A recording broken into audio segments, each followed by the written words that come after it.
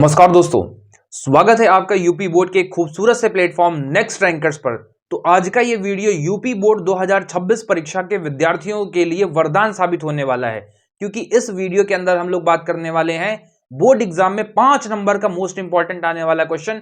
Ampere के परिपथीय नियम में जो गलती आप हमेशा से करते आए हो, इस वीडियो को देख लेने के बाद आप वो गलती करना भूल जाएंगे, क्योंकि 90% बच्चे अक्सर इस डेरिवेशन में वही गलती करते हैं। और साथ ही इसके अनुप्रयोग का एक ऐसा डेरिवेशन आपको सिखाऊंगा, इसमें हम लोग तार के कारण भी चुंबकीय क्षेत्र निकालना सीखेंगे, और साथ के साथ परिनालिका वाले के लिए एक ऐसा धमाकेदार तरीका आपको सिखाने वाला हूं कि आप देखते रह जाएंगे। तो चलिए स्टार्ट करते हैं बिना टाइम वेस्ट किए, क्योंकि आपके परीक्षा के दृष्टिकोण से ये टाइम बहुत ज्यादा इंपॉर्टेंट है।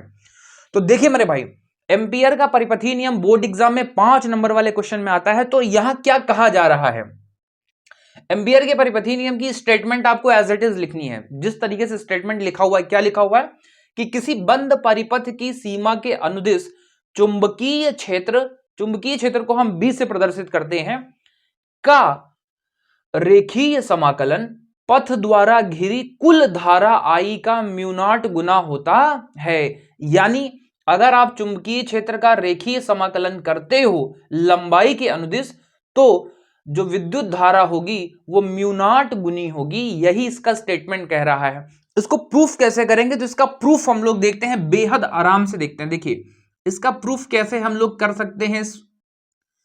तो आप चुपचाप बस एकदम ध्यान से, जिस बच्चे को कुछ नहीं आता वो बस नजरें टिका के बैठेगा। एक यहां से आई एम्पियर धारा जाता हुआ है करंट मान लो। एम्पियर का परिपथीय नियम लगाने के लिए आपको एक लूप की कल्पना करनी पड़ेगी। तो इसके चारों तरफ हम एक बंद लूप का निर्माण कर लेते हैं। हम मान लेते हैं कि एक ऐसा बंद लूप है इसके चारों तरफ, ठीक है। बंद लूप है या बंद वृत्ताकार एक लूप है इसके चारों तरफ, ठीक है। थोड़ा चित्र अच्छे से बना दिया जाए, ये राइट, ओके। इसमें कितने एम्पियर की धारा बह रही है, तो आई एम्पियर की धारा बह रही है। इस लूप से यहां तक की दूरी जो है वो क्या है, आर है। वो कितनी दूरी है, आर है। और यहां पर एक बिंदु अपने पास क्या है, पी। अगर आप चेक करना चाहो बिंदु पी पे चुंबकीय क्षेत्र किधर होगा, तो धारा की दिशा में उंगली करो, मतलब इस तरीके से। और बिंदु पी पर चुंबकीय क्षेत्र कहां होगा, अंदर की तरफ होगा। यानी अगर आप इस पे एक स्पर्श रेखा खींच दो यहीं पे, तो आपको क्लियर पता चल जाएगा यहां से ये दिशा किसकी हो जाएगी, चुंबकीय क्षेत्र की हो जाएगी। तो मेरे दोस्तों, जब यहां चुंबकीय क्षेत्र की दिशा हो जाएगी, आपको करना क्या है, जो लूप दिया था उस लूप का रेखीय समाकलन करना है। मतलब पूरे के पूरे लूप के कारण हम विद्युत धारा नहीं निकाल सकते, तो हम मान लेंगे यहां एक छोटा सा लूप है, अल्पांश कितना है, डीएल। और आप ध्यान देना, डीएल और बी एक ही सीध में दिखाई दे रहे हैं। एक तार है, इसका नाम है अपने पास एक्स और वाई। इससे आर दूरी पर एक बिंदु क्या है, पी, जहां पे एक अल्पांश डीएल लिया गया है। और स्पर्श रेखा खींचने पर जो चुंबकीय क्षेत्र की दिशा प्राप्त हो रही है वो डीएल और बी की दिशा सेम सेम है। अब इस पूरे के पूरे लूप के कारण कितना धारा बह रही है, इसके अंदर कितनी धारा बह रही है, वो कैसे निकल पाएगा। तो देखिए, बायो-सैवर्ट के नियम से आप जानते हो। अब यहां से मैं प्रूफ कर रहा हूं, ठीक है। तो प्रूफ क्या लिखेंगे, बायो-सैवर्ट के नियम से। आपके मन में आ रहा होगा सर जी, जो यहां साइड में लैंग्वेज लिखी जाती है वो मैं आपको यहां लिखा हुआ दे दूंगा। बायो-सैवर्ट के नियम से, बायो-सैवर्ट का नियम क्या कहता है बच्चा पार्टी, बायो-सैवर्ट का नियम कहता है कि किसी तार से आर दूरी पर स्थित जो चुंबकीय क्षेत्र होता है वो कितना होता है, बी बराबर म्यू0 आई अपान 2 पाई आर होता है मेरे भाई। इसको इक्वेशन नंबर आप क्या मान लो, ए मान लो। अब क्या करते हैं, हम चुंबकीय क्षेत्र का रेखीय समाकलन करते हैं। किसका, चुंबकीय क्षेत्र का। तो आप लिखोगे चुंबकीय क्षेत्र का, चुंबकीय क्षेत्र बी का लंबाई के अनुदिश, लंबाई के अनुदिश रेखीय समाकलन करने पर, बहुत ध्यान से देखते रहना, बस आंसर आने वाला है। रेखीय समाकलन करने पर, समाकलन करने पर, तो लंबाई के अनुदिश जब आप इसका समाकलन करेंगे तो क्या होगा मेरे भाई, ध्यान से देखिएगा। ये हो जाएगा समाकलन, चुंबकीय क्षेत्र का कर रहे हो तो B इंटू कितना आ जाएगा अपने पास, डीएल आ जाएगा। कोई समस्या नहीं होनी चाहिए। B डॉट जो डीएल है, A डॉट B होता है फॉर्मूला इसका इसका होता है A B sine A B cos theta. भाई ए डॉट बी का फॉर्मूला होता है ए बी कॉस थीटा।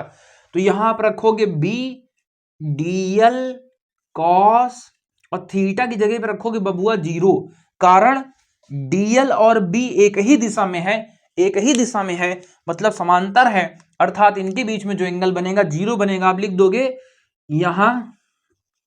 यहां थीटा इक्वल 0, क्योंकि ये आपको लिखना पड़ेगा क्योंकि बी तथा डीएल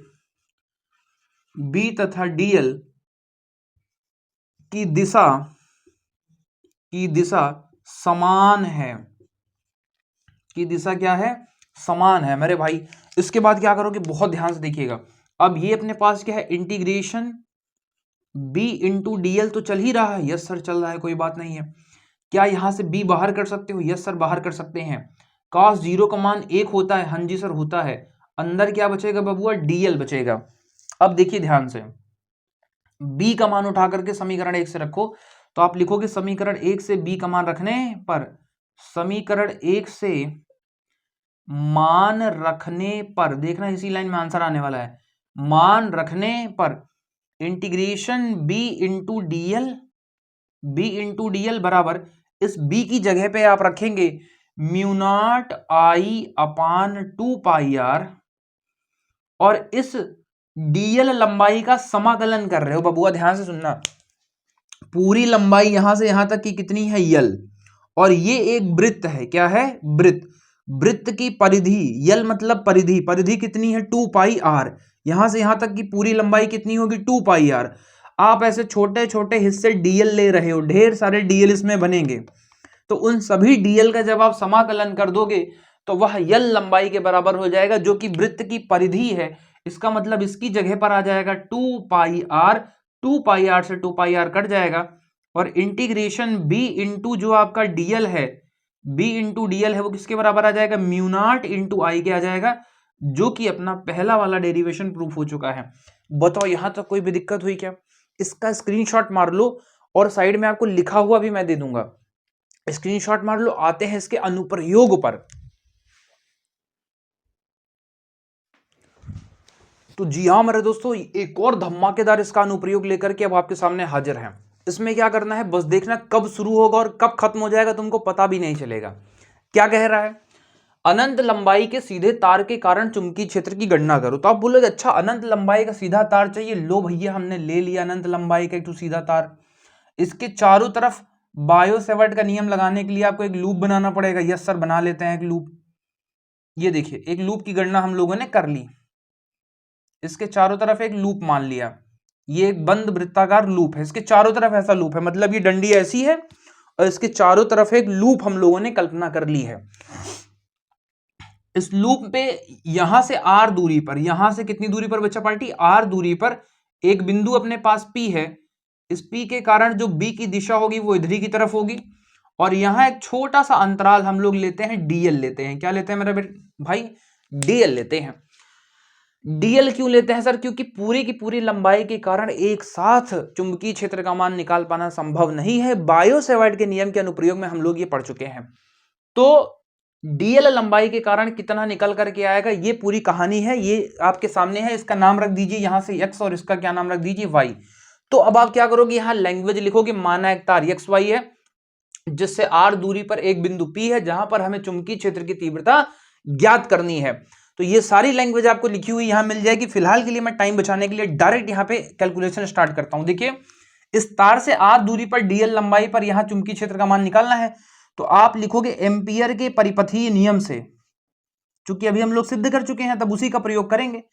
एम्पियर के परिपथीय नियम से, तो बबुआ एम्पियर का परिपथीय नियम क्या था?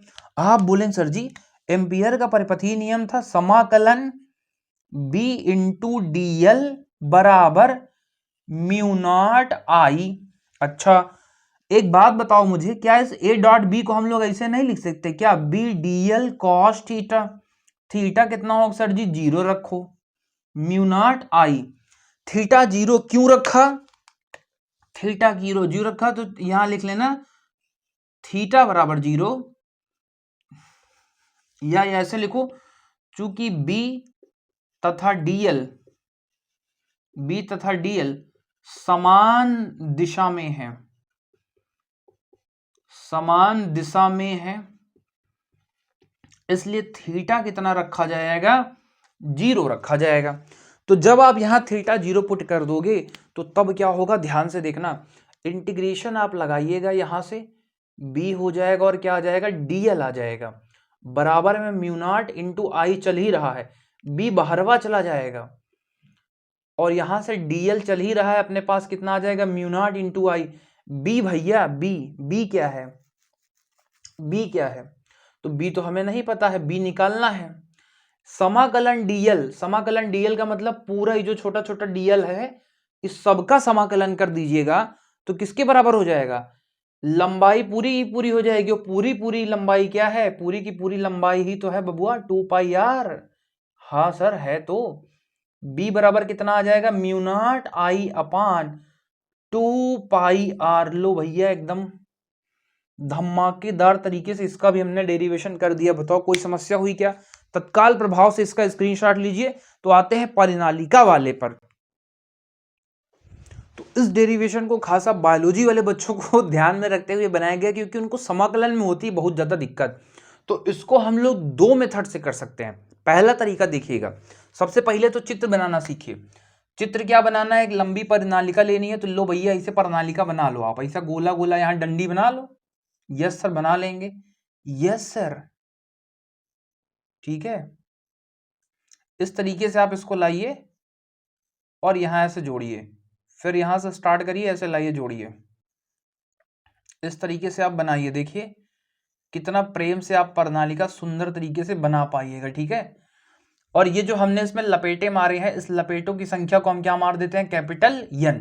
परिनालिका की लंबाई कितनी है, तो स्मॉल यल इसकी लंबाई है, स्मॉल यल लंबाई है। और ये डायरेक्शन कुछ होगी चुंबकीय क्षेत्र की, ठीक है। यहां पर हम लोग क्या करते हैं, वो अपना जुगाड़ लगा देते हैं, एटरी बैटरी सब सेट कर देते हैं पूरा, प्लस माइनस करके कुंजी फुंजी लगा सब पूरा मामला सेट। विद्युत धारा इधर सप्लाई शुरू हो गई प्लस माइनस, और ये विद्युत धारा इधर इधर की तरफ से आ रही है, मतलब ऐसे जा रही है, इसे फिर ऐसे आ रही है विद्युत धारा, ऐसे आ रही है विद्युत धारा, कलल कर लो, विद्युत धारा ऐसे आई और ऐसे आके फिर से चली गई इसके अंदर। तो ये पूरा हमने तामझाम कर लिया। हम क्या बोलेंगे, ये माना यहाँ एक यल लंबाई प्रणालिका है जिसमें कैपिटल एन फेरों की संख्या है, इसमें आई प्रबलता की विद्युत धारा प्रवाहित होती है। तो प्रणालिका के केंद्र पर विद्युत क्षेत्र की जो तीव्रता होती है वो निम्न बातों पर निर्भर करती है। या अंतिम वाली लाइन मैं लिख दे रहा हूं, बाकी आपको यहां दिख जाएगा। तो आप क्या लिखेंगे, अंतिम लाइन भी लिखें काहे लिए, आपको साइड में दिख रहा है तो टाइम नहीं बर्बाद करते, ठीक है। प्रणालिका के केंद्र पर चुंबकीय क्षेत्र का मान किस बात पर निर्भर करता है, तो बी प्रोपोर्शनल आई पर निर्भर करता है भैया। जितनी ज्यादा धारा उतना ज्यादा चुंबकीय क्षेत्र। और दूसरा कहीं पर डिपेंड करता है बबुआ एकांक लंबाई में फेरों की संख्या, प्रति एकांक लंबाई में फेरों की संख्या। यल लंबाई में यन फेरा मारा गया है, जहां कहीं प्रति एकांक लंबाई लगा दे उसका मतलब क्या होता है कि लंबाई लगा दो भाग फेरों की संख्या। तो प्रति एकांक लंबाई में फेरों की संख्या पर निर्भर कर रही है। तो ये है अपना इक्वेशन नंबर 1 और ई है बबुआ इक्वेशन नंबर 2। बहुत ध्यान से, एकदम खतरनाक डेरिवेशन को एकदम हलवा बनाने वाले हैं। देखिएगा समीकरण 1 व 2 से, समीकरण 1 व 2 से, अब भैया समीकरण 1 व 2 से देखो तो बी दोनों के प्रोपोर्शनल में चल रहा है, तो आप लिख सकते हो बी प्रोपोर्शनल एन और आई दोनों ऊपर ऊपर है, तो एन आई अपान कितना हो जाएगा यल। आप कहोगे सर प्रोपोर्शनल वा हटेगा तो कुछ तो लगेगा ना, म्यू नॉट लगेगा, म्यू नॉट एन आई अपान यल। अरे वाह सर मजा आ गया। जानते हो बबुआ स्मॉल एन बराबर कैपिटल एन अपान यल होता है। परिनालिका के एकांक लंबाई में फेरों की संख्या को हम लोग किससे दिखाते हैं, स्मॉल एन से दिखाते हैं। तो आप कहिएगा बी बराबर म्यू नॉट एन आई। अरे वाह भैया वाह, देखा एकदम आराम से या डेरिवेशन आई हुआ, कबो सोचे ना रहा हो भैया, एकदम से वक्त हालात जज्बात सब पलट गए और फटाक से आपको सामने आंसर दिख रहा है। आपने लंबे लंबे समाकलन देखे रहे होंगे, सही बात है क्या, बिना समाकलन के एकदम झंझट खत्म, ठीक है।